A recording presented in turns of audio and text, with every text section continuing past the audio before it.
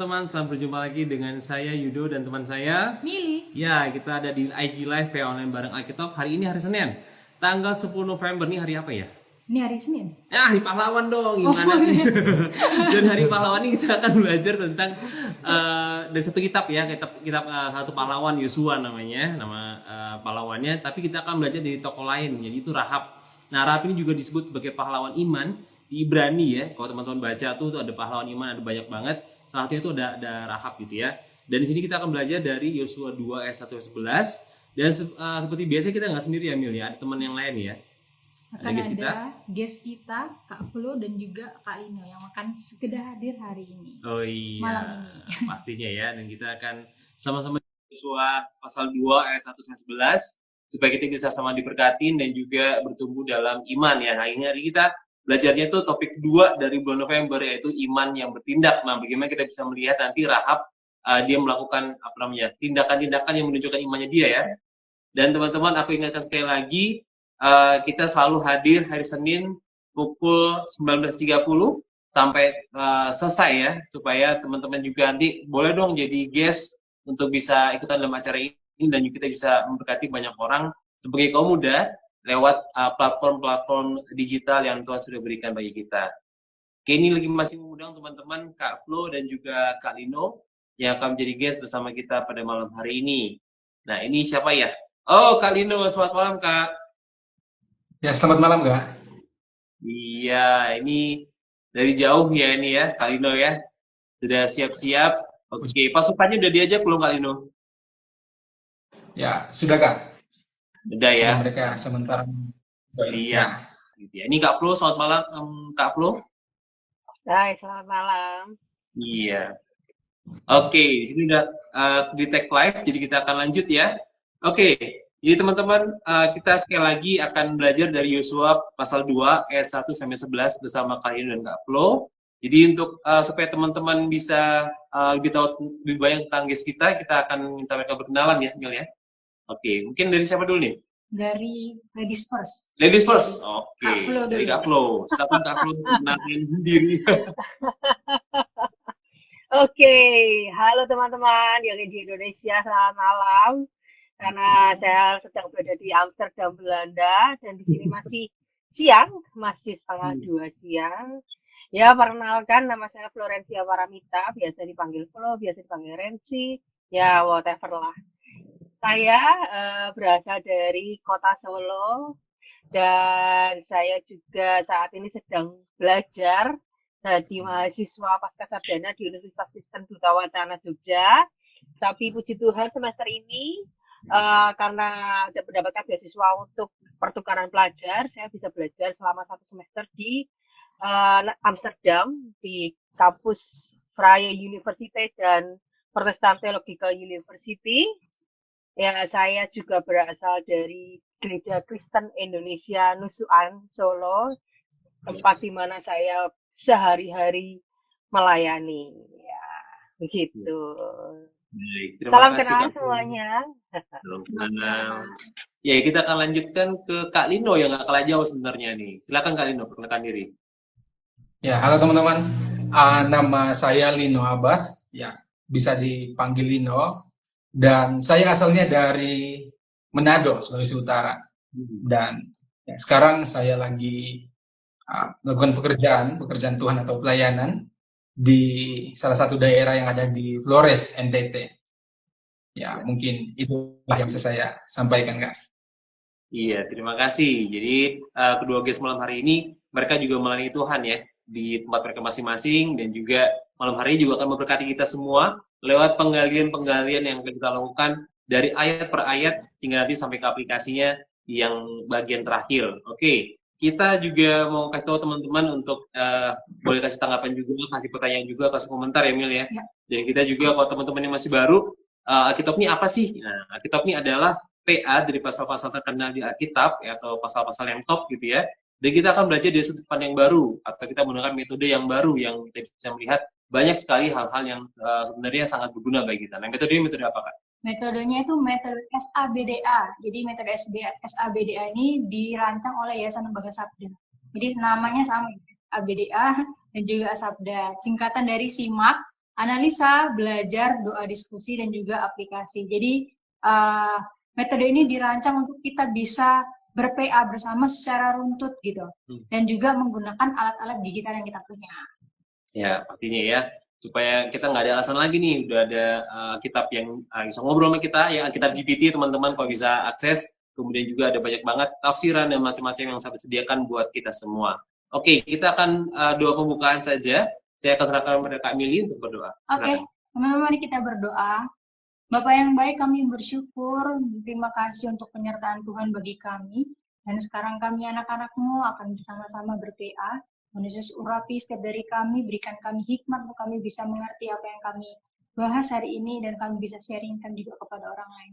Kami serahkan PA ini ke dalam tangan-Mu, baik segala dari kami yang mengambil bagian maupun internet, jaringan, device yang kami pakai, kami serahkan seluruhnya ke dalam tangan. Hanya di dalam nama Tuhan Yesus, kami mengucap syukur, kami berdoa. Haleluya. Amin. Amin.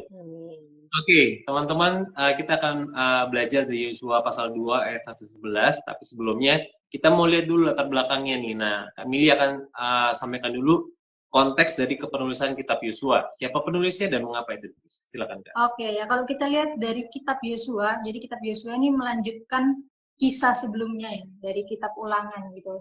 Jadi dilanjutkan setelah kematian daripada Musa, di mana kitab ini mencatat bagaimana Israel itu menyeberangi Sungai Yordan, menaklukkan dan menetapkan di tanah Kanaan di bawah pimpinan Yosua. Jadi Yosua ini pengganti Musa yang sudah dipersiapkan sejak muda. Jadi Yosua ini menyaksikan Tula di Mesir, dia menyeberangi Laut Merah, menerima hukum Taurat di Gunung Sinai, dan banyak sekali yang sudah Yosua lewati. Nah, kalau lihat secara tradisi, yang menulis kitab Yosua itu Yosua sendiri gitu, yang dianggap sebagai penulis utamanya. Jadi, tapi kalau kita lihat di bagian terakhir, pasal-pasal terakhir dalam kitab Yosua, itu ada menuliskan terkait kematian Yosua dan juga penguburan Yosua. Jadi tidak hanya Yosua penulisnya, tapi juga kemungkinan pada bagian akhir ditulis oleh Imam Eleazar Imam Eleazar atau mungkin anaknya Imam Eleazar atau Phineas itu. Jadi kalau dilihat kisah dari kitab Yosua ini sekitar abad ke-13 sebelum Masehi.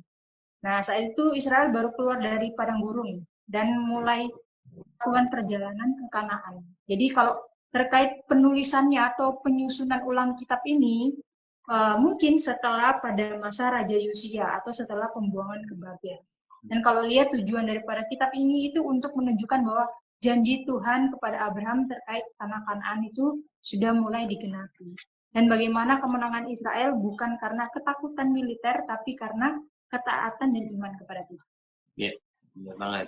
Dan aku akan jelaskan secara singkat latar belakang dari Yosua 2. Nah, teman-teman tahu nggak? Sebenarnya Yosua tuh namanya bukan Yosua awalnya. Awalnya adalah Hosea, yang artinya keselamatan. Tapi kemudian di bilangan 13-16, Musa mengganti nama Hosea tadi menjadi Yehosua, yaitu Allah Tuhan. Yahuwah adalah keselamatan gitu ya. Dan ini kemudian menjadi simbol dari perjuangan Yosua membawa bangsa Israel masuk ke dalam kota Kanaan gitu ya.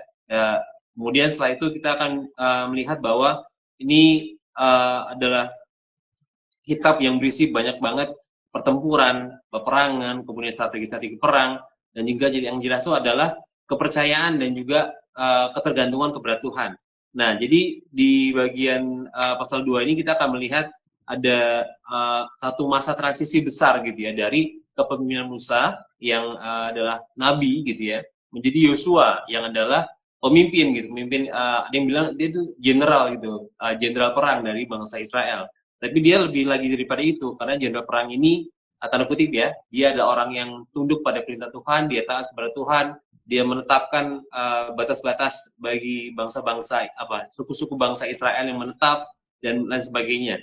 Jadi di pasal 2 ini kita akan melihat bahwa ada situasi yang sangat tegang gitu ketika mereka berhadapan dengan kota pertama yang mereka taklukkan di Kanaan. Jadi mereka sebenarnya udah ngadepin beberapa kota sebelumnya gitu yang memasuki Kanaan. Tapi sekarang mereka ada memulai masuk ke dalam kota Kanaan, tapi depannya adalah kota Yeriko, kota yang besar banget dan juga punya kekuatan yang sangat luar biasa, temboknya tebal dan tidak mungkin ditembus gitu, karena posisinya juga sangat superior dibandingkan dengan penyerangnya gitu. Tapi kita akan lihat bagaimana Tuhan membuat satu peristiwa yang menggegerkan sejarah gitu ya bahkan. Tapi sebelumnya kita akan melihat juga bagaimana seorang perempuan juga Tuhan pakai dalam kisah ini. Dan kita akan menggali bersama-sama dengan Kak Flo dan juga Kak Lino untuk menggali tentang iman yang bertindak dari Yosua pasal 2 ayat 1 sampai yang 11.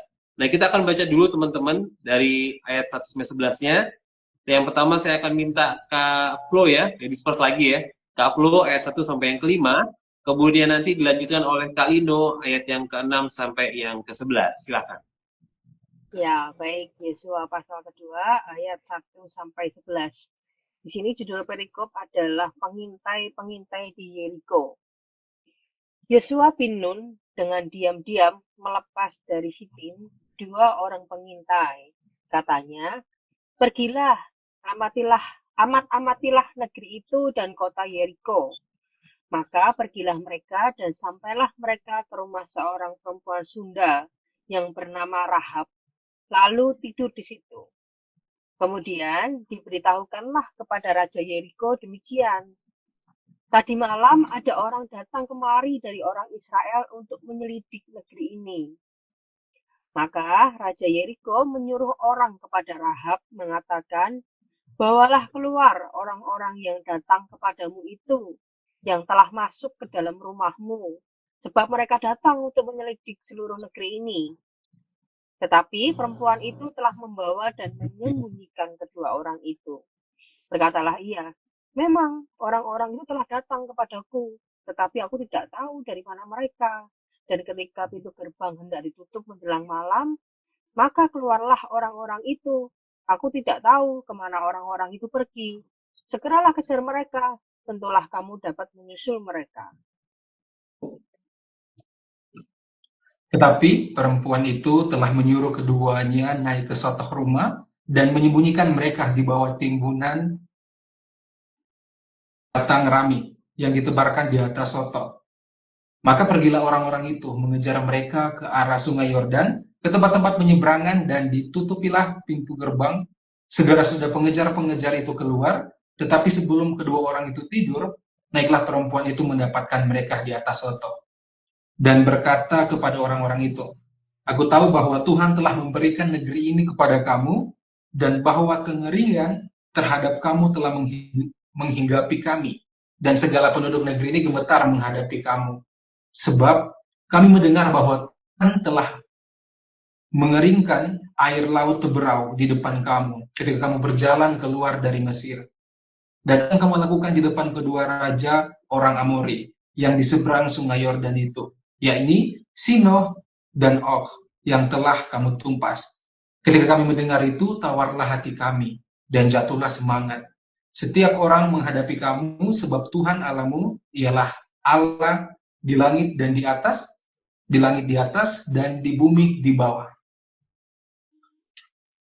Iya, kita akan mulai belajar ya teman-teman ya dari Yosua pasal 2 ayat 11. Iman yang bertindak bersama Kak Lino dan Kak Flo. Oke, kita akan masuk kepada bagian pertama, bagian simak. Kita akan belajar tentang teks yang sudah kita baca ya. Kita akan belajar secara komprehensif apa sih yang tertulis di dalam teks gitu ya. Saya akan ke Kak Lino dulu ya, gantian. Jadi Kak Lino, siapakah yang mengutus 2 orang pengintai dan dari manakah mereka berasal kalau kita melihat dari ayat yang pertama, Kak Lino? Ya, baik, terima kasih Kak Yudo. Jelas kalau kita lihat dalam ayat yang pertama, di situ dengan terang-terangan Alkitab menuliskan bahwa siapa yang mengutus 2 pengintai ini yaitu Yosua bin Nun, dan mereka itu datang dari daerah Sitim. Nah, kalau teman-teman tahu, daerah Sitim ini merupakan daerah yang terletak di negeri Moab, atau bisa dikatakan di sebelah timur sungai Yordan kalau dalam letak geografis pada waktu itu. Ya, mungkin itu kayak Yedo.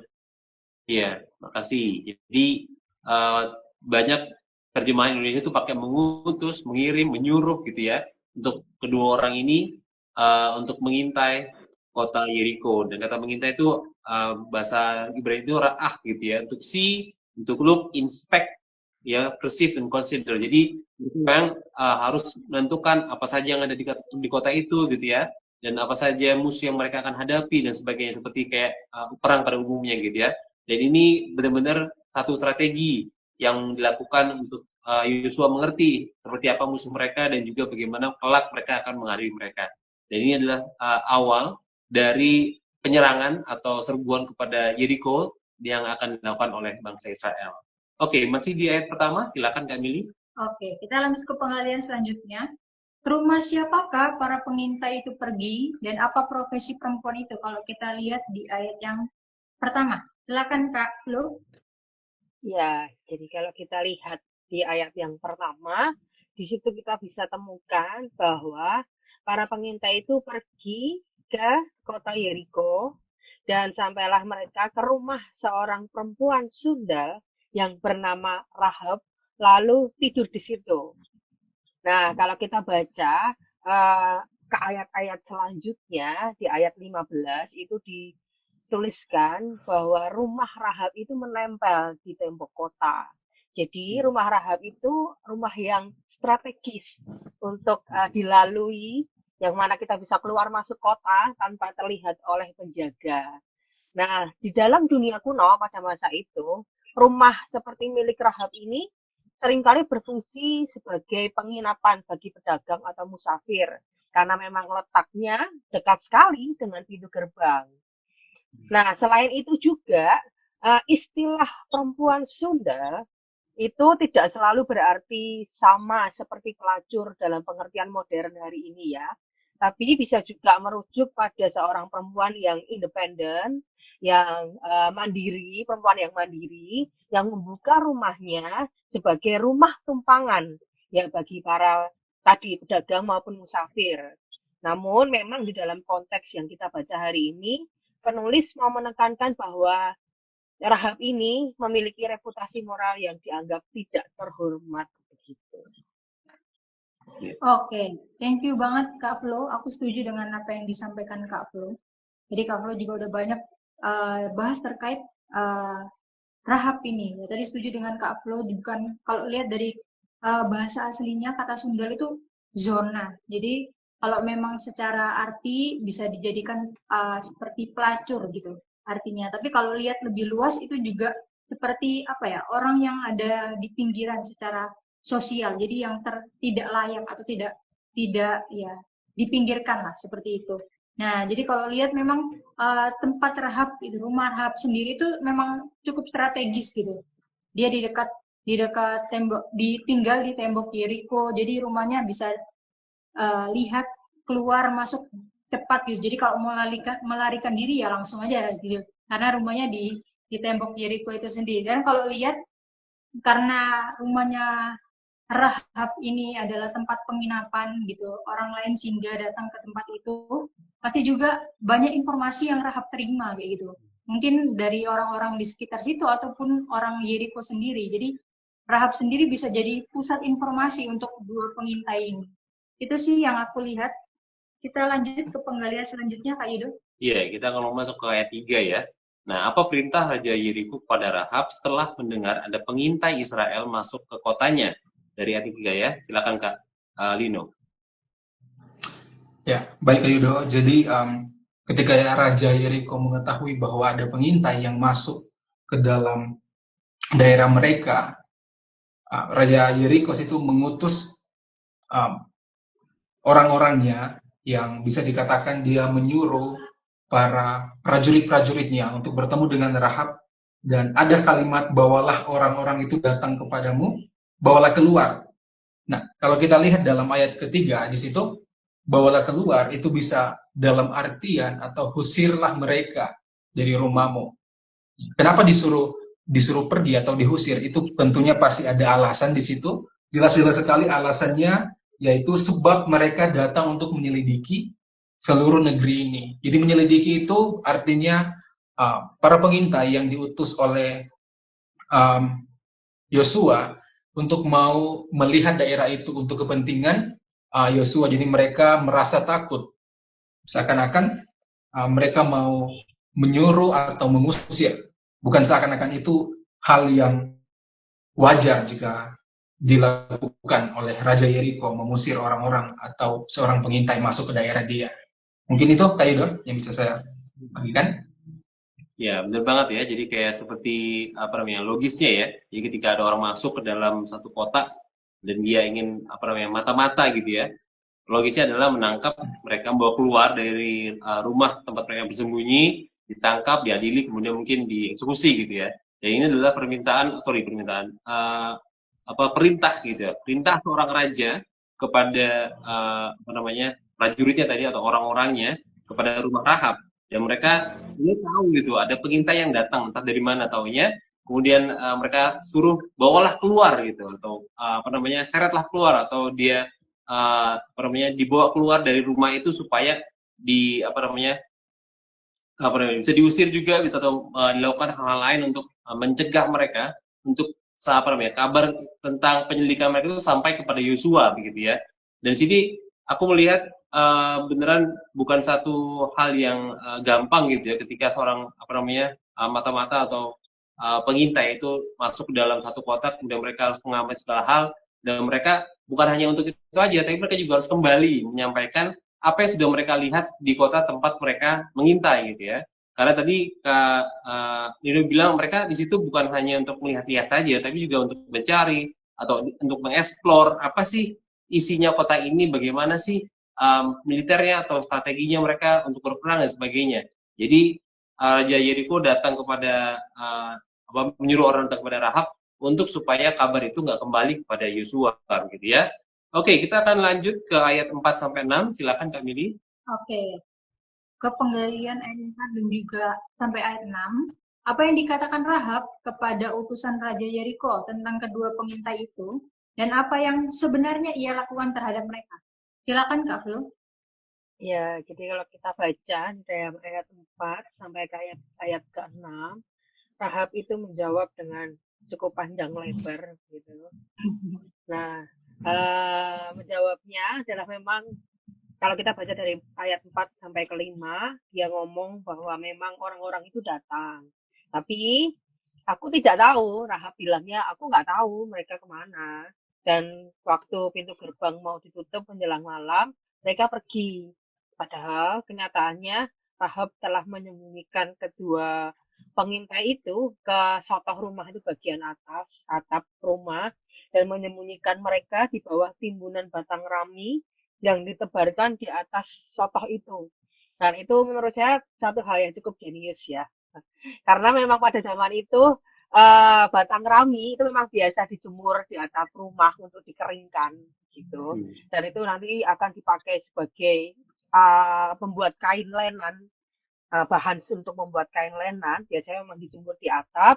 Dan ya kita bisa bayangin batang rami yang dijemur di atap terus istilahnya diambilin lalu kedua pengintai itu di atas rumah ditumpukin sama batang rami gitu. Ya orang pasti tidak akan menyangka bahwa ternyata ada orang di dalamnya. Karena memang menjemur batang rami di atas rumah itu hal yang lazim, hal yang wajar begitu. Dan ini adalah salah satu tindakan yang cerdik menurut saya. Oke, ya. Setuju Kak Flu. Jadi memang apa yang disampaikan oleh Rahab kepada utusan raja saat itu. Jadi Rahab menyembukai dua pengintai ini di atas atap. Nah kalau kita lihat penggambaran atap yang saat dulu itu bukan atap seperti kita yang segitiga gitu ya. Mereka tiduran di atas atap bukan seperti itu. Jadi kayak rooftop gitu ya. Ada betul lah kotak gitu. Jadi mereka disembunyikan di bawah tumpukan rami itu batang rami. Nah kalau lihat dari tindakannya si Rahab, dia tuh nggak langsung kayak panik gitu ya. Aku harus jawab apa? Gue harus jawab apa gitu. Tapi dia punya strategi yang cerdas gitu. Dia menyusun rencana. Oh, aku udah menyembunyikan mereka dan aku akan sampaikan ini kepada mereka supaya nanti mereka akan pergi mencari ke tempat yang lain. Jadi itu menurut aku seperti apa ya? Strategi yang cerdas itu yang aku bilang tadi. Oke, menurut aku itu Kak Yudo. Iya, ini ada tanggapan dari Kak Anastasia. Dibilang Rahab mengatakan tidak tahu tentang pengintai tersebut. Sebenarnya Rahab tahu. Nah ini tanggapan yang menarik ya, jawaban Rahab yang menarik juga. Nah, kita akan bahas nanti di bagian ini selanjutnya. Tapi kita akan lanjut dulu ke ayat yang 19, kita akan melihat bagaimana perasaan tentang penduduk Yeriko ini. Nah, untuk Kak Lino, apa yang dikatakan Rahab pada para pengintai itu tentang perasaan penduduk Yeriko terhadap bangsa Israel dari ayat yang ke-9 sampai yang ke-11, Kak? Ya, jadi ketika Rahab setelah dia berbicara kepada utusan raja, dia bertemu dengan para pengintai yang dia sembunyikan di atap rumahnya, dan di kalimat pertama yang dia katakan situ kita bisa lihat dalam ayat yang ke-9. Di situ dikatakan, aku tahu bahwa Tuhan telah memberikan negeri ini kepada kamu, dan bahwa kengerian terhadap kamu telah menghinggapi kami, dan segala penduduk negeri ini gemetar. Nah, kalau kita garis bawahi di sini, saya membagikan poin yang pertama itu memberikan negeri. Nah, kalau kita lihat dalam bahasa aslinya sini, Kak, kata memberikan situ dalam bahasa Ibrani itu Nathan. Jadi artinya juga bisa berarti menyerahkan sepenuhnya. Nah, jadi Rahab tahu bahwa Tuhan telah menyerahkan sepenuhnya negeri itu kepada mereka, kepada bangsa Israel. Kemudian yang kedua, kengerian terhadap kamu, kengerian terhadap orang-orang Israel. Nah, kengerian di sini, Kak, kalau kita bisa melihat dalam bahasa aslinya juga, di situ bahasa Ibraninya ema, yang berarti ketakutan atau teror dari suatu bencana, teror kengerian. Jadi bisa dikatakan mereka sangat ketakutan pada waktu itu, dan kengerian yang sangat luar biasa. Nah, kemudian yang terakhir itu gemetar menghadapi kamu. Nah, kata gemetar di sini juga dalam bahasa Ibrani ya, Kak, dia ditulis nomogu, dalam bahasa Ibrani nomogu, yang berarti telah menjadi ragu-ragu ataupun memudar semangat mereka. Kenapa mereka ragu-ragu terhadap orang Israel? Karena mereka sangat ketakutan karena kengerian yang melanda daerah itu. Kalau bisa dilihat, sangat jelas alasannya kenapa mereka sangat takut kepada bangsa Israel. Karena di ayat 10 juga itu dikatakan bahwa orang-orang yang ada di Yeriko, mereka telah mendengar. Rahab bisa menjadi representasi orang-orang pada waktu itu. Mereka mendengar bahwa Tuhan, yaitu Allah Israel, telah mengeringkan air laut Teberau di depan orang-orang Israel ketika mereka keluar dari tanah Mesir. Kemudian juga mengalahkan kedua raja yang dikatakan raja orang Amori, dan juga kepada Sihon dan Og. Jadi benar-benar ketakutan yang melanda orang-orang yang ada di Yeriko itu benar-benar ketakutan yang nyata, karena melihat kebesaran Allah Israel yang membuat bangsa Israel bisa dikenal, bahkan sampai ketakutan melanda seluruh daerah itu. Dan itu mungkin sangat jelas dia menyampaikan kepada para pengintai. Ya, benar banget ya. Jadi ini menyangkut cerita juga gitu. Mereka mendengar kabar tentang satu bangsa yang keluar dari sebuah bangsa adidaya saat itu ya, Mesir. Besar sekali, kuat sekali. Mereka punya pasukan perang yang sangat-sangat hebat, tetapi Tuhan mengeringkan laut Teberau, kemudian mengalahkan tentara Mesir yang mengejar mereka. Nah, ini aku pikir juga jadi satu kayak tadi teror gitu. Ini bangsa nih udah lewat dari mana-mana nih. Mesir udah kena, Amori udah kena, sekarang giliran kita. Nah, itu yang jadi teror bagi orang-orang Yeriko.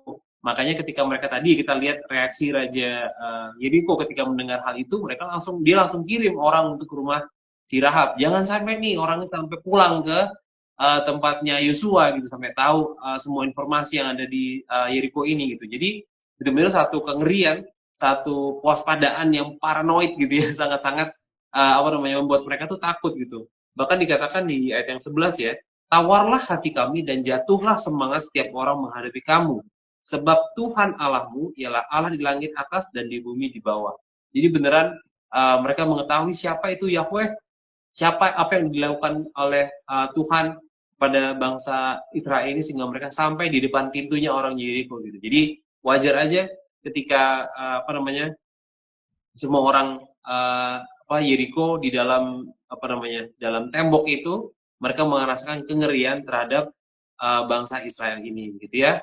Oke, kita akan lanjut kepada penggalian ayat 11 dari penggalian kita ini. Silakan Kak Mili. Oke, kita ke Kak Flu. Bagaimana Rahab menggambarkan Allah orang Israel dan bagaimana ia menyatakan pengakuan imannya? Kalau kita lihat di ayat yang ke-11. Ya, kalau kita lihat ya di ayat ke-11, di situ dituliskan bahwa sebab Tuhan Allahmu ialah Allah di langit di atas dan di bumi di bawah. Ini sebuah kalimat yang tegas, sangat tegas menurut saya, karena ini bukan hanya sekedar pengakuan rasional, tetapi pengakuan iman teologis yang sejajar dengan pengakuan umat Israel sendiri. Kalau kita baca di dalam kitab sebelumnya, di dalam Ulangan gitu, bagaimana Allah berusaha memperkenalkan diri kepada orang Israel dan orang Israel mengakui Allah mereka itu seperti apa gitu. Jadi padahal Rahab ini bukan orang Israel ya, ya orang Yeriko gitu, orang Kanaan. Jadi Rahab tidak mengatakan bahwa Allah kalian hanya kuat di gurun, tapi mengakui bahwa Allah orang Israel atau YHWH ini Allah yang universal, yang menguasai segalanya. Padahal kalau dalam budaya politeistik Kanaan, jadi Kanaan itu menganut kepercayaannya politeistik bukan monoteistik yang berbeda, tentu saja sangat berbeda dengan orang Israel yang monoteistik yang hanya mengakui dan percaya pada satu Allah yaitu YHWH. Sedangkan orang Kanaan itu memiliki banyak sekali dewa gitu. Pernyataan yang dikatakan oleh Rahab ini sangat radikal menurut saya karena dia meninggalkan kepercayaannya kepada dewa-dewa lokal seperti Baal, ada Artaste dan macam-macam, ada banyak sekali dewa-dewa di Kanaan itu berdasarkan lokasinya gitu. Dewa di padang gurun, dewa di laut, di langit, bla bla bla, ada banyak sekali. Jadi secara teologis di sini kita bisa melihat bahwa Rahab itu mengakui kebesaran Allahnya orang Israel yang bukan hanya berdasarkan lokasi tertentu saja, tetapi menguasai keseluruhan yang ada di dunia ini. Tuh, baik di atas maupun di bawah. Jadi karena dia dikatakan di langit atas maupun di bumi di bawah. Ini kan mencakup semuanya gitu. Oke, ya bener banget Kak Flo. Tadi Kak Flo juga bilang kalau orang kanan ini dewanya per wilayah gitu ya. Jadi dewa laut sendiri, dewa gunung sendiri, dewa matahari sendiri. Nah, tapi ketika Rahab bilang ini, Tuhan Allahmu ialah Allah di langit di atas dan di bumi di bawah. Jadi sebenarnya kalau lihat kalimatnya sederhana gitu, tapi dalam banget ya gitu. Jadi Rahab bilang ini artinya kayak Tuhanmu Yahweh itu tidak ada batas kekuasaannya gitu. Dia Tuhan di atas segalanya. Nah, jadi bukan per wilayah, tapi dia Tuhan di atas segalanya. Yaitu menariknya Rahab sendiri apa ya? Dia baru mengenal Tuhan kayak gitu, baru mendengar Tuhan. Dan kalimat ini yang seperti yang tadi Rahab sampaikan, Tuhan Allahmu ialah Allah yang di atas langit dan di bumi, ya di bawah bumi, di bumi di bawah. Nah, itu kan disampaikan oleh Musa. Kalau Musa dia udah mendengar Tuhan, dia sudah punya pengalaman pribadi dengan Tuhan. Tapi Rahab yang baru mendengar hal itu, dia bisa menyampaikan itu. Ya, jadi ini apa ya? Jadi pengingat gitu ya, bahwa memang Tuhan, Rahab tuh ingat kalau Tuhan itu nyata, aktif dan berkuasa. Jadi bukan sekedar batas wilayah, tapi yang menyeluruh kayak gitu. Itu sih kalau dari aku. Iya, thank you. Jadi kita akan masuk ke bagian kedua. Tadi kita udah belajar tentang simak, tentang ayat-ayatnya, teksnya, sebagainya. Kita akan menyelam lebih dalam, teman-teman. Jadi kita akan masuk bagian dua, bagian analisa, di mana kita akan meneliti lebih dalam. Tapi sebelumnya aku akan panggil juga teman-teman yang lain yang udah hadir ya. Kak Rebecca Jennifer, Kak Daniel Jebisa, Kak Aditya Muser, ini udah lama nih. Kemudian Kak Umbaseng, Kak Jarvan, dan teman-teman lainnya, silakan untuk beri komentar, beri pertanyaan, beri tanggapan, dan sebagainya, supaya kita semua bisa sama-sama diberkati ya oleh teman-teman, tanggapan teman-teman, dan juga komentar teman-teman. Oke, silakan Kak Mili untuk yang pertama. Oke, kita masuk ke bagian analisa. Kita akan meneliti lagi lebih dalam, kita akan kupas tuntas ayat ini. Nah, untuk penggalian yang pertama, aku tahu bahwa Tuhan telah memberikan negeri ini kepada kamu. Apa yang menakjubkan dari perkataan Rahab ini tentang Tuhan Israel? Silakan Kak Lino.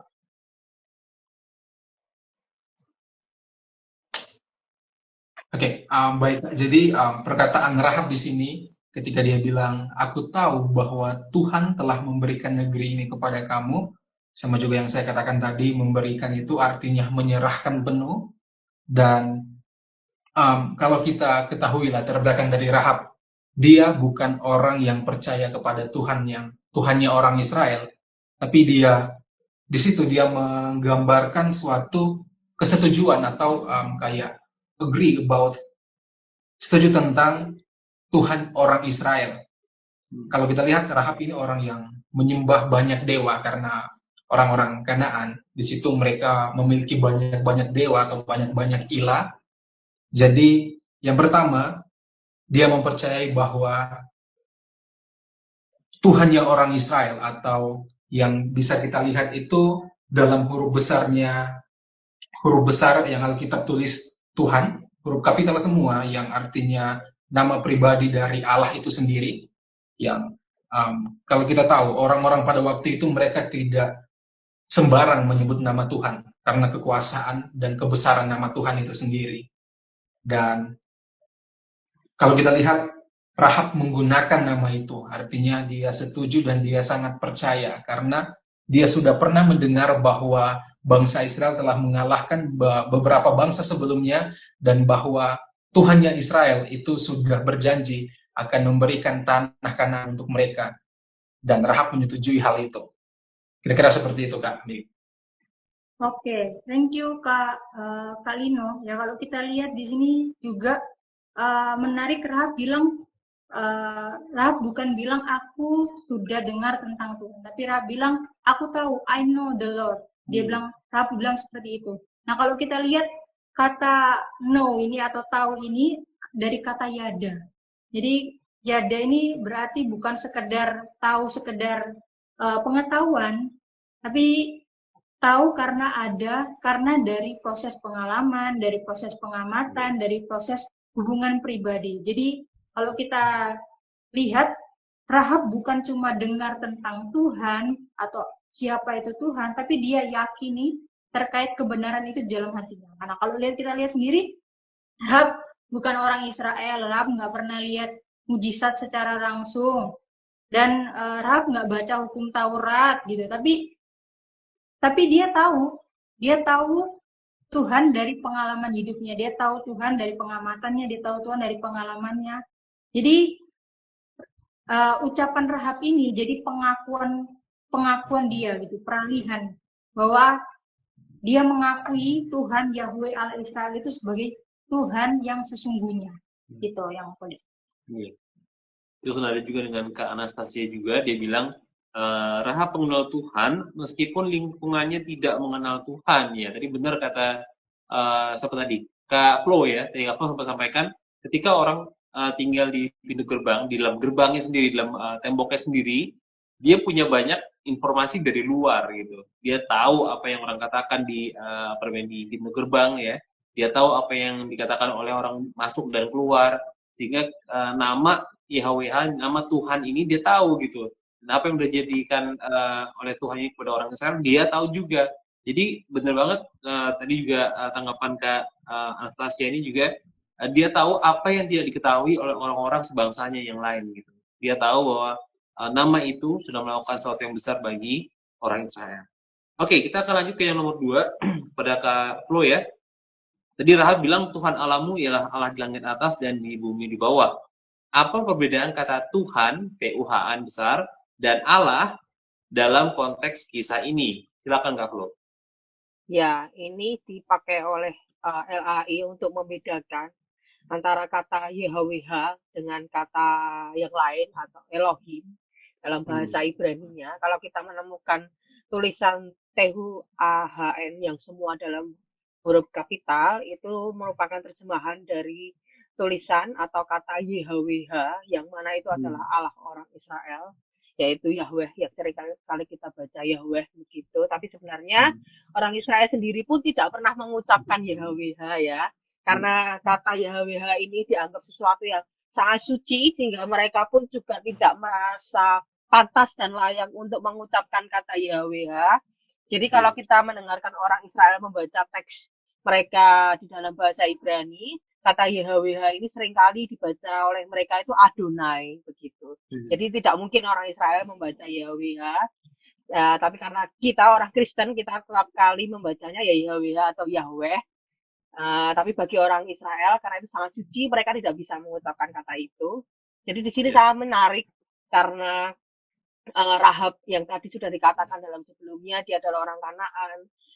Dia belum tahu seperti apa sebenarnya, tapi dia sudah mendengar dari kata-kata orang yang keluar masuk karena ya tadi kita tahu dia membuka rumahnya untuk tempat penginapan bagi pedagang musafir dari luar Yeriko yang masuk. Tentu saja dia mendapatkan banyak sekali informasi dan dia mengakui bahwa Tuhannya orang Israel atau YHWH ini adalah Allah yang melampaui segalanya, melampaui Allah yang dia tahu, Allah yang dia pahami di dalam dunia orang Kanaan gitu. Jadi sebenarnya kata YHWH ini itu juga diambil dari saya lupa di mana, yang jelas ketika Musa berjumpa dengan Allah, yang di mana ketika Musa tanya siapakah engkau, dan Allah menjawab aku adalah aku gitu ya, Esher Aseher gitu. Kita semua mungkin sudah populer dengan kata itu. Yang jelas ini menggambarkan sebuah pribadi yang hadir, yang setia dan berelasi dengan manusia, yang berusaha untuk terus menjumpai manusia. Tetapi kalau kata Elohim itu istilah umum yang dipakai pada masa itu untuk menunjukkan yang ilahi atau dewa-dewa dalam konteks politeistik. Tapi dalam Alkitab kita, Elohim itu memang menunjukkan pada Sang Pencipta yang Maha Kuasa. Jadi, menurut saya, Rahab itu seolah-olah sedang berkata bahwa YHWH, Allah yang kamu sembah, bukan hanya dewa lokal Israel, tapi dia adalah Elohim, Sang Pencipta dan penguasa seluruh dunia ini, seluruh kosmos ini. Dia adalah Allah seluruh ciptaan ini. Gitu. Bener banget ya. Tadi itu nama pribadi yang orang Israel, kadang-kadang orang Israel yang modern juga mereka nyebut God itu G, O-nya itu di titik-titik-titik, terus D gitu. Jadi mereka nggak nyebutkan secara lengkap gitu, karena bagi mereka yang mereka anggap tidak layak menyebutkan nama pribadi Tuhan, mereka tuh nggak menyebutkannya gitu ya. Jadi benar Adonai atau Elohim itu selalu menjadi pilihan untuk menyebutkan kata Tuhan dalam kitab-kitab orang Ibrani gitu, orang Yahudi gitu ya. Dan juga tadi disebutkan bahwa orang Israel juga menyebutkan Elohim sebagai pengganti. Nah, Elohim sendiri itu juga menunjukkan satu tingkatan lebih tinggi gitu. Itu ilah gitu. Itu satu sembahan, satu junjungan yang lebih tinggi pada manusia, sehingga nama itu juga kemudian dipakai, ya itu umum ya, dipakai oleh orang-orang Timur Tengah zaman dulu. Dan ini juga jadi pengingat gitu. Jadi pernyataan yang jelas dari Rahab bahwa Tuhanmu itu adalah Tuhan semesta alam gitu ya, Tuhan yang universal gitu ya. Nah, ini juga tadi Kak Agnes juga sampaikan, dari pernyataan Rahab bisa dikatakan bahwa sejarah menjelaskan siapa Allah yang berkuasa dalam sejarah itu sendiri. Jadi benar nanti kalau teman-teman juga cari tentang tembok Yeriko, itu pasti akan ada kontroversi. Kenapa bisa begini? Kenapa bisa begitu? Dan jawaban kita sebagai orang Kristen itu karena Allah sendiri. Allah yang adalah Tuhan semesta alam yang menjadikan itu berhasil untuk ditembus oleh satu bangsa yang saat itu juga belum punya pasukan perang yang begitu kuat gitu ya. Oke, kita akan lanjut ke bagian yang ketiga, teman-teman. Sekali lagi aku sampaikan teman-teman untuk kirimkan komentar, pertanyaan untuk teman-teman kita berdua ini dan juga tanggapan. Silahkan kirimkan kepada kami untuk kami bacakan. Oke, kita akan masuk kepada bagian 3, yaitu belajar. Kita akan menyimpulkan apa yang sudah kita pelajari di bagian 1 dan 2 ya tadi ya. Oke, kita akan Kak Mili. Silakan Kak Mili. Oke. Untuk apa yang dapat kita pelajari dari cara Allah bekerja melalui orang yang tidak kita harapkan, yaitu seorang perempuan kafir dan pendosa atau perempuan sundal. Silakan Kak Lino. Ya, Baik Kamili, jadi kalau kita bisa pelajari dari Rahab yang kalau dikatakan dalam situasi pada saat itu dia adalah seorang yang kafir tentunya karena tidak percaya kepada Allahnya orang Israel, dia bukan golongan orang-orang perjanjian dan juga dia seorang pendosa dan kita bisa melihat di sini bahwa Allah bekerja di luar setiap pemikiran kita. Saya bisa katakan bahwa Allah bekerja melalui pekerjaannya itu sendiri dan semua yang apa yang Allah kerjakan walaupun dilihat tidak pantas, tidak layak, tidak berguna, kalau Allah bekerja melalui orang itu pasti orang itu bisa melakukan satu hal yang bermanfaat. Contohnya kita bisa melihat walaupun Rahab dia seorang yang tidak baik, kalau kita lihat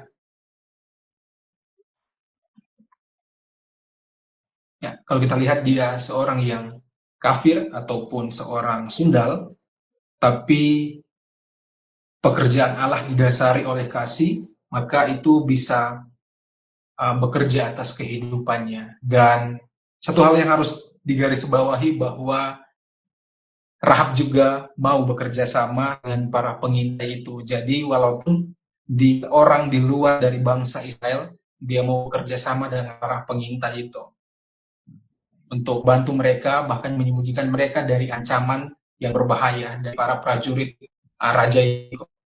Dan kita bisa melihat sih hal-hal baik seperti itu yang bisa kita pelajari dari seorang Rahab.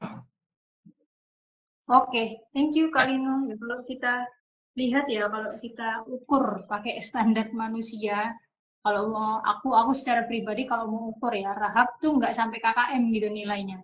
Kalau secara mata manusia, ya mungkin jadi orang yang nggak pantas gitu untuk dijadikan alat Tuhan. Tapi justru melalui Rahab, melalui orang seperti ini, Tuhan menunjukkan kuasanya, Tuhan menunjukkan kasihnya. Jadi kalau kita lihat pelajarannya, ya Tuhan sering memakai orang yang dianggap dunia itu tidak layak. Contohnya Rahab. Kalau di minggu lalu kita bahas Gideon. Gideon, Tuhan memakai Gideon, Tuhan memakai Rahab sebagai simbol kasih karunia Tuhan. Jadi tidak melihat tidak bisanya, tidak melihat statusnya, tidak melihat latar belakangnya, tidak melihat reputasinya. Bukan tidak lihat juga bagaimana Rahab itu baik, tapi karena Rahab dia percaya, itu jadi bukti. Kisah Rahab ini jadi bukti bagaimana kasih Tuhan itu bisa memulihkan dan bagaimana Tuhan bisa memakai siapa saja gitu orang di dunia ini, nggak tanpa ada batasan, tanpa ada kategori gitu. Itu kalau aku lihat dari bagian ini. Selanjutnya Kak Yudu. Ini juga Anastasia dia juga bilang bahwa Allah memakai setiap orang nggak peduli latar belakangnya atau statusnya di masyarakat gitu ya. Jadi aku juga mau ikutan nambahin itu kayak rencana Tuhan tuh nggak berhenti ketika ada orang yang nggak taat gitu atau orang nggak percaya. Dia akan lakukan apapun untuk rencananya itu bisa jalan mulus gitu. Dia nggak akan terhalang oleh apapun gitu ya. Bahkan kayak tadi lewat berita yang didapat oleh Rahab, dia bisa percaya gitu, dia bisa melihat tentang kuasa Tuhan gitu ya. Itu jadi kesaksian tentang iman dia. Nah, ngomong tentang iman, kita akan ke pertanyaan selanjutnya kepada Kak Flo, melihat dari keberanian Rahab bertindak. Kak Flo bisa jelaskan nggak kualitas imannya si Rahab ini? Silakan Kak Flo. Ya, berdasarkan teks yang kita baca, kita bisa melihat bahwa iman yang dimiliki Rahab itu bukan hanya sekedar percaya di pikiran atau di perkataan saja, yang kadangkala seringkali kita lakukan gitu. Tapi kita bisa melihat bahwa iman Rahab itu tampak nyata lewat tindakan berani yang dia lakukan, tindakan yang penuh dengan risiko. Dia melindungi dua orang pengintai, menipu raja, dan mempertaruhkan nyawanya demi keyakinannya kepada ya Tuhan Allah Israel itu dan demi melindungi dua orang pengintai ini. Dan kita bisa melihat bahwa iman yang seperti ini itu iman yang aktif dan hidup. Kalau kita bisa membaca di dalam Yakobus pasal 2 ayat 25 di sana juga dikatakan bahwa Rahab dibenarkan karena perbuatannya. Nah, itu semua dia lakukan karena dia percaya bahwa Allah Israel itu berkuasa di atas langit dan di bawah di bumi. Jadi karena itu ia berani mengambil sebuah keputusan yang ya cukup ekstrim karena dia Iya. tidak hanya sekedar berkata ya aku percaya, tetapi bertindak sesuai dengan apa yang dia percayai. Jadi Hmm. dalam bahasa sederhananya, iman Rahab itu menurut saya seperti iman di perbatasan. Ya, iman di perbatasan ini sebenarnya istilah dari seorang teolog yang bernama Kong Puilan yang menjelaskan bahwa Rahab itu sebenarnya belum tahu semua hukum Israel. Dia nggak ngerti secara jelas teologi Musa seperti apa. Tetapi dia mengenal Allah orang Israel lewat apa yang Allah lakukan di dalam kehidupan dunia nyata kepada orang Israel. Jadi ya kini kita bisa melihat bahwa Allah itu hadir di ruang-ruang perbatasan gitu, di ambang keberanian, masih percaya dan belum percaya, antara berani dan takut, di mana pada akhirnya orang memilih untuk percaya dan tetap berharap di tengah-tengah kebimbangan dan ketakutan itu, karena dia mempercayai bahwa bahwa Yahweh itu adalah Allah yang melampaui segalanya, Hmm. gitu. Iya, aku setuju banget ya. Iman di perbatasan gitu. Sesuatu yang mungkin dia belum kenal ya, tapi dia mulai ambil tindakan di situ gitu. Itu kalau dia ini kayak punch point ya. Dia ada titik-titik di Ya, titik yang dia akan jatuh, atau dia akan bangkit gitu ya. Jadi dia pilih ya, satu pilihan yang radikal ya, aku setuju. Pilihan radikal itu benar-benar prediksi ya ke akarnya gitu. Dia berani melihat apa namanya, masa depannya seperti apa. Dia tahu kalau orang Mesir aja bisa jatuh, bisa kalah di Laut Teberau, orang apa Amori bisa kalah, dua raja bahkan, apalagi sekarang orang Israel ini di depan pintunya orang Yeriko gitu. Apa yang Tuhan sudah perbuat di masa lalu, apalagi besar, ketika berhadapan dengan kita ini, yang orang Yeriko ini, yang adalah pintu bagi seluruh Kanaan, tanah Kanaan, itu akan terjadi gitu. Dan Rahab mengambil satu tindakan iman juga yang aku pikir ya. Dia menyembunyikan dua orang yang tanda kutip dari musuhnya, harusnya jadi musuh orang Yeriko, supaya mereka selamat dan mereka bisa mengabarkan apa yang terjadi di Yeriko. Nah, kalau teman-teman baca selanjutnya, itu ada upah bagi Rahab dan juga seluruh keluarganya gitu, kalau teman-teman baca ya. Dan itu jadi satu testamen gitu, jadi satu kayak perjanjian dari Tuhan juga. Ternyata Tuhan bukan hanya menyelamatkan bangsa Israel gitu, Tuhan juga buka bagi bangsa lain yang juga menyembah Tuhan yang benar, Tuhan yang hidup gitu. Jadi dari sini kita bisa melihat bahwa iman Rahab itu juga akhirnya bukan hanya menyelamatkan dia karena dia tahu Tuhan yang hidup dan Tuhan yang benar, tapi juga tadi menyelamatkan seluruh keluarganya yang masuk ke dalam rumahnya. Nah, teman-teman nanti bisa baca di bagian-bagian selanjutnya ya. Nah, kita akan masuk ke bagian 4, teman-teman. Kita akan masuk ke bagian diskusi. Kita akan bahas gitu bagaimana tokoh Rahab ini ya. Silakan Kak Mini. Oke, ya kita masuk dalam bagian diskusi, tapi teman-teman yang di rumah boleh nih bergabung di bagian diskusi, karena nggak hanya kita di sini yang diskusi, tapi teman-teman di rumah juga bisa berdiskusi, menyampaikan tanggapan ataupun pertanyaan. Ya. Jadi kita masuk ke bagian diskusi. Apakah Rahab berdosa ketika ia berbohong kepada Raja Yeriko saat ia mencoba melindungi para pengintai? Silakan Kak Lino. Ya, baik Kak. Dari pertanyaan tadi, apakah Rahab berdosa? Nah, tentunya ini menjadi satu pertanyaan yang seru ya, karena topik ini menjadi pembahasan yang sangat banyak, seringkali dibahas. Karena beberapa orang berpikir bahwa berbohong demi kebaikan itu diperbolehkan. Nah, ada beberapa pemahaman bahwa yang penting berbuat untuk kebaikan kita bisa berbohong. Tapi sebenarnya kalau kita melihat dalam teks ini, memang Rahab berbohong kepada Raja Yeriko melalui para prajurit yang diutusnya. Nah, kalau bisa kita lihat, tentu berbohong di sini kita tidak bisa mengizinkan atau mengiyakan bahwa berbohong itu baik. Karena dalam keseluruhan dalam kitab suci yang bisa kita lihat adalah kalau salah satu kitab suci mengatakan kalau iya katakan ya, kalau tidak katakan tidak. Nah, jadi ada ketegasan, jangan berbohong. Nah, namun kalau kita lihat dalam posisi Rahab di sini, dia seorang yang belum mengenal pemahaman tentang peraturan orang-orang Israel. seperti jangan berdusta, jangan bersaksi dusta terhadap sesamamu. Jadi dia belum mengetahui tentang hal-hal baik karena dia di dalam budaya yang banyak dosanya atau orang-orang kafir pada waktu itu. Jadi bisa dikatakan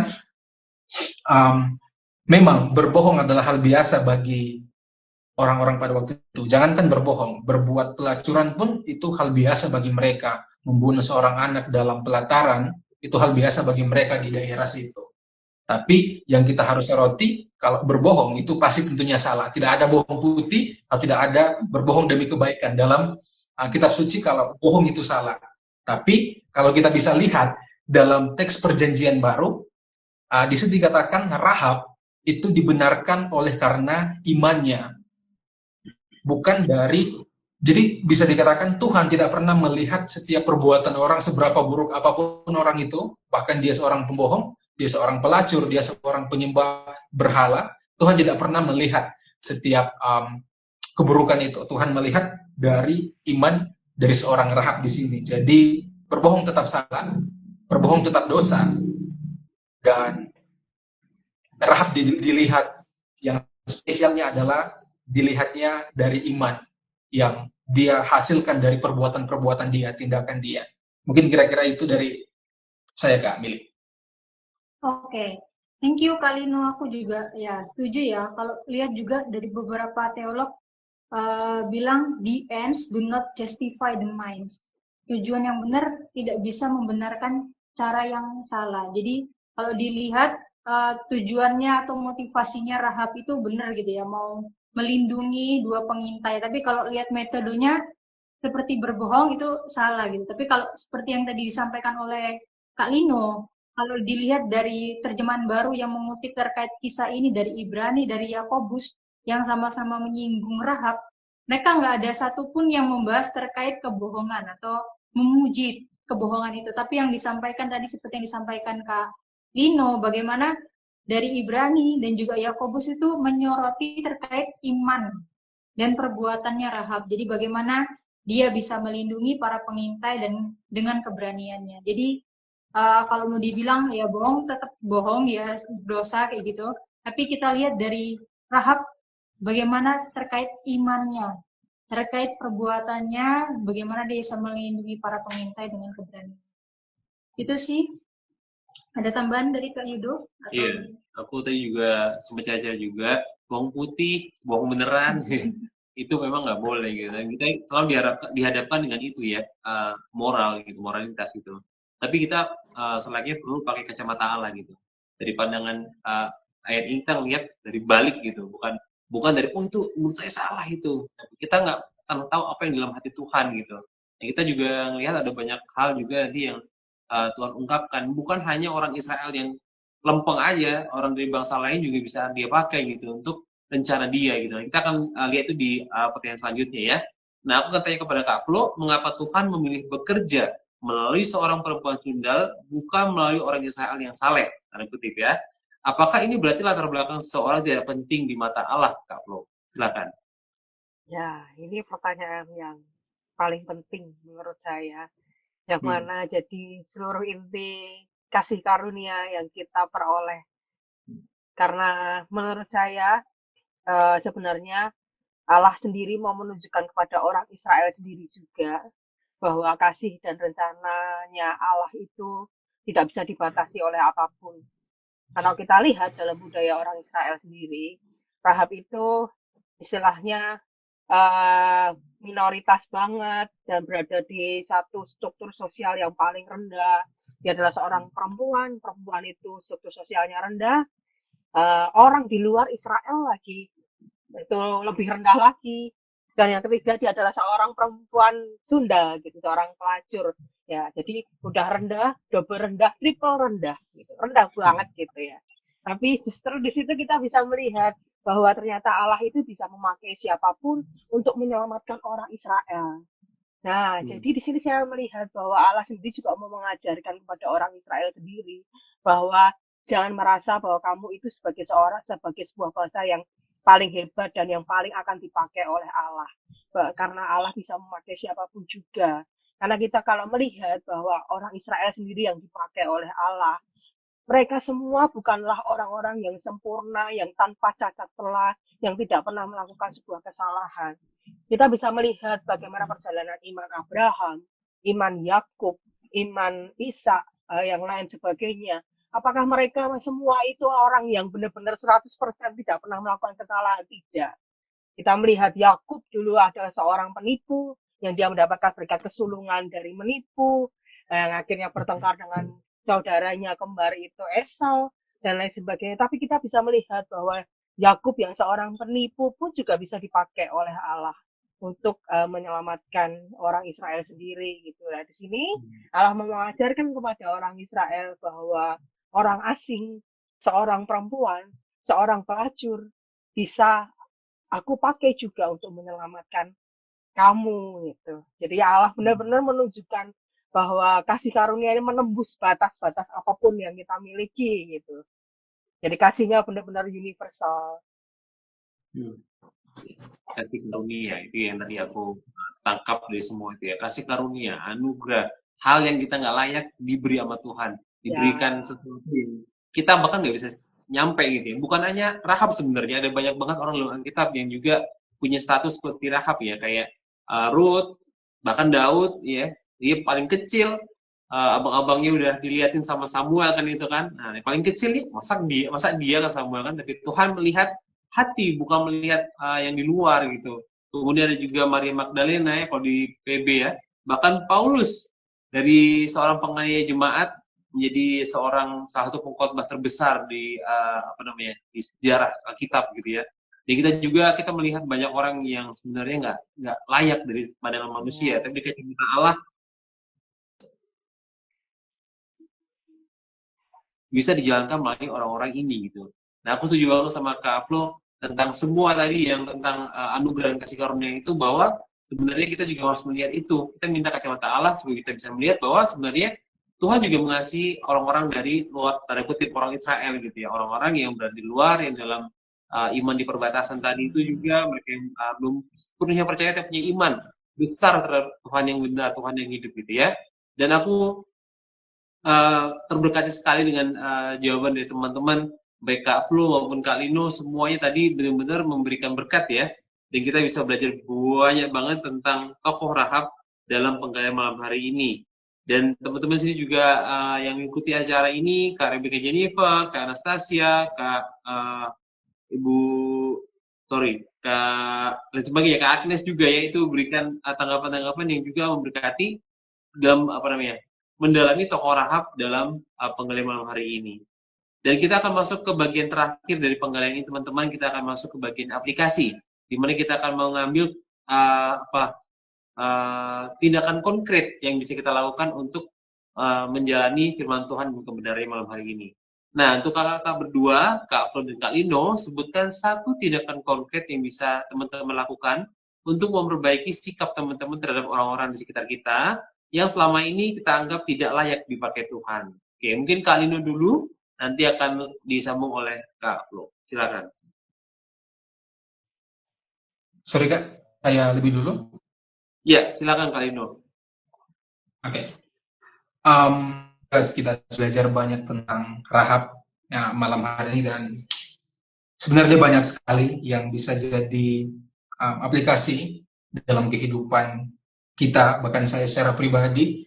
Namun kalau bilang satu, nah saya bisa menyimpulkan seperti ini.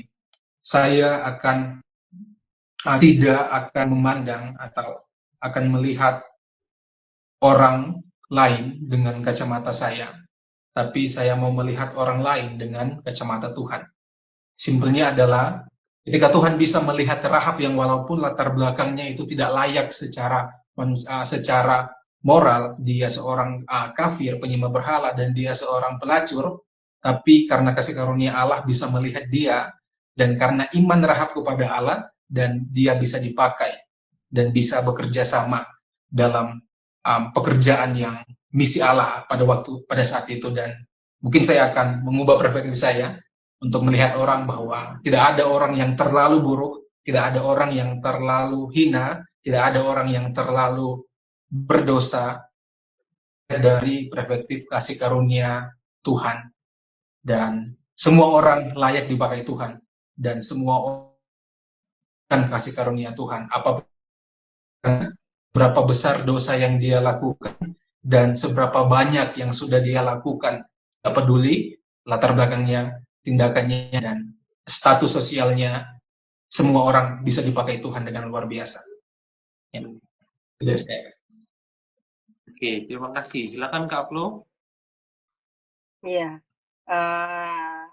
seringkali kita sebagai seorang Kristen, seringkali kita sebagai gereja juga, kita tuh ingin hidup di dalam zona yang nyaman, di mana semuanya itu sudah jelas, semuanya itu mapan begitu. Jadi kadang kalau kita melihat ada sesuatu yang baru, kita melihat ada orang yang asing datang begitu, kadang-kala kita alergi gitu ya, alergi, aduh nggak nyaman, ini nggak enak gitu ya.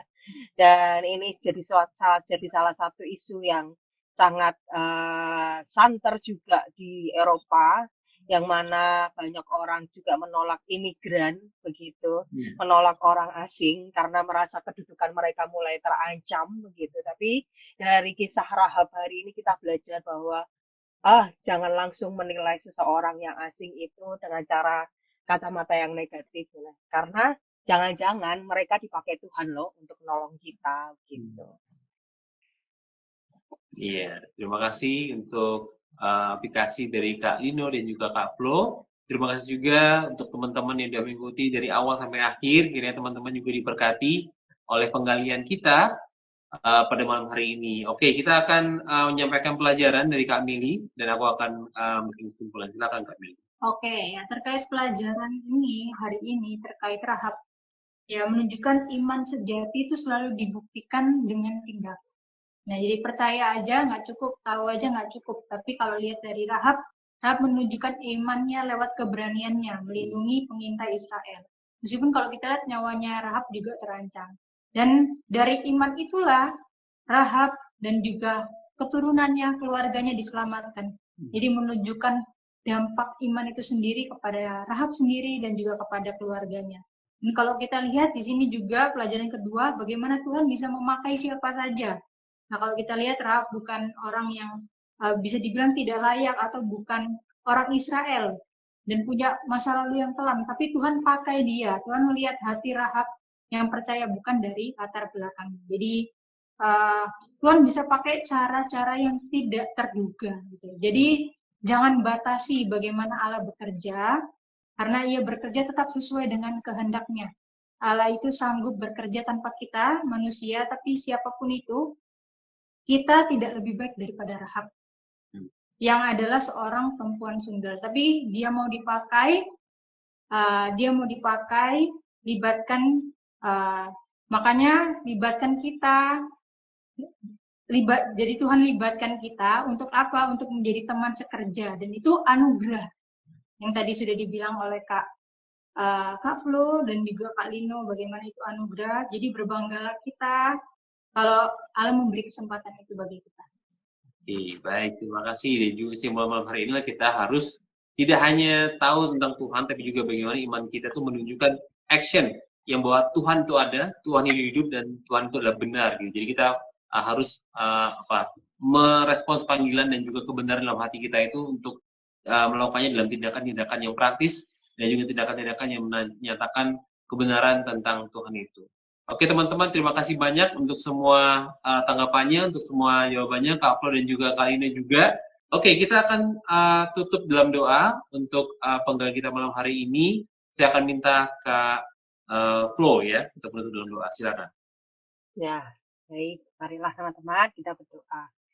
Ya Bapak, kami ucap syukur untuk malam hari ini. Terima kasih Tuhan bahwa kami boleh bersama-sama belajar firman-Mu melalui media Instagram Live ini ya Tuhan.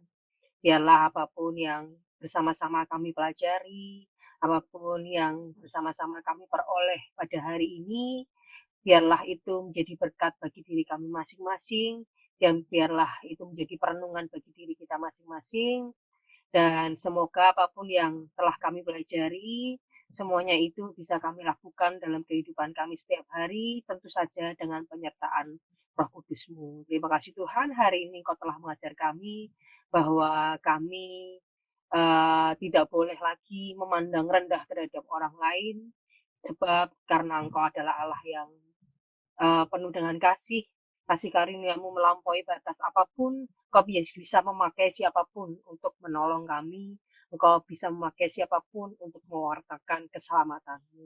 Terima kasih ya Tuhan, jika sebentar kami akan kembali melakukan aktivitas kami masing-masing, biarlah kami terus mengingat dimanapun kami berada, kami ini adalah saksi Kristus, sehingga apapun yang kami lakukan merupakan sebuah cerminan atas kasih Kristus. Terima kasih Tuhan, hanya dalam nama Yesus Kristus kami berdoa dan mengucap syukur. Haleluya, amin. Ya, terima kasih teman-teman Kalino dengan Flo dan juga teman-teman lainnya. Sampai ketemu minggu depan. Salam, ayo PA. Bye-bye. Dan untuk minggu depan teman-teman ada surprise. Kita akan masuk dalam tema yang baru. Itu tema all out, Natal all out. Kita akan belajar tentang banyak hal tentang Natal. Dan kita juga akan mulai dari jam 7:30 malam ya teman-teman. Silakan kasih tahu teman-teman lainnya, akan ada banyak informasi pada minggu-minggu ke depan ini tentang Alkitab, tentang pembahasan apa sih yang akan dibahas di Natal all out itu ya. Teman-teman siapkan hati kita, siapkan Alkitab kita juga pastinya, supaya kita bisa mengikuti semua penggalian tentang tema Natal all out.